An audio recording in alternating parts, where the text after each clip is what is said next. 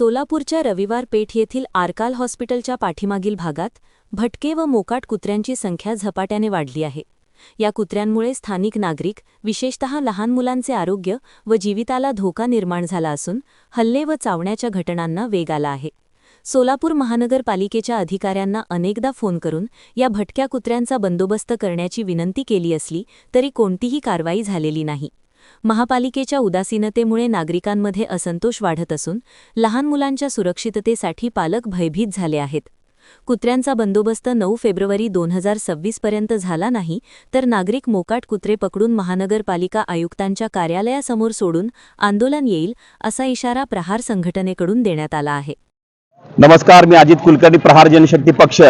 आज जनता दरबारमध्ये महापालिका आयुक्तांना भटक्या कुत्र्यांच्या बाबतीत असू दे, अनेक विषय गतिरोधक असतील किंवा खड्डे असतील, कचऱ्याचा प्रश्न असेल, अशा बाबतीत निवेदन देण्यात आलं। खरं तर जे काही त्यांचा अदालत चालू होती त्याच्यामध्ये निवेदन दिलं असता आयुक्तांनी सांगितलं की बाबा ऑनलाईन करा। आयुक्तांना सांगितलं ऑनलाईनची गरज नाही, तुम्हाला समोर पत्र दिलेलं आहे। भटके कुत्रे, लहान मुलं असतील, वयोवृद्ध लोकांना धुमाकूळ माजवलाय। सोलापूर शहर व जिल्ह्यामध्ये कुत्र्यांचं साम्राज्य झालेलं आहे आणि काही प्राणीप्रेमी जे आहेत ते प्राणीप्रेमी काय म्हणतात की बाबा कुत्र्यांना पकडायचं नाही असं अधिकारी सांगतात। मग तुम्ही अधिकारी जे काही असं सांगतात, जेई असतील किंवा उपायुक्त असतील, तुम्ही राजीनामा देऊन घरी बसा ना। प्राणीप्रेमी यांना सांगा की बाबा 50-100 कुत्रे तुम्ही स्वतःच्या घरी जाऊन जर पाळा, त्यांना काय खाऊ पिऊ घाला, त्यांचं म्हणजे तुम्ही त्यांना मोठं करा, कुत्र्यांना तुमच्या घरामध्ये ठेवून घ्या।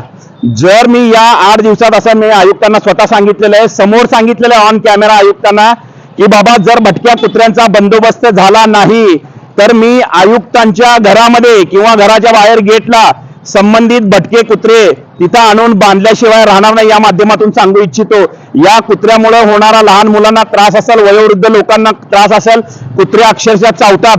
आता जवळजवळ आमच्या खालिदबाईंच्या घराच्या शेजारी तिथं कचऱ्याचा डेपो आहे। तिथं कचऱ्याचा डेपो असल्यामुळे ते कचरा आल्यानंतर ते कुत्रे कचऱ्याच्या गाडी मागे येतात। एवढे कुत्रे येतात रात्री अपरात्री, अक्षरशः ओरडून वगैरे सामान्य जनतेला हैराण करून सोडलेलं आहे। त्याच्यासाठी आयुक्तांना निवेदन दिलं तर आयुक्त म्हणतात ऑनलाईन करा। ऑनलाईन नाही बाबा, तुम्हाला समोर दिलेलं आहे की तुम्हाला समोर जर निवेदन दिलं असतं ऑनलाईनची गरज काय।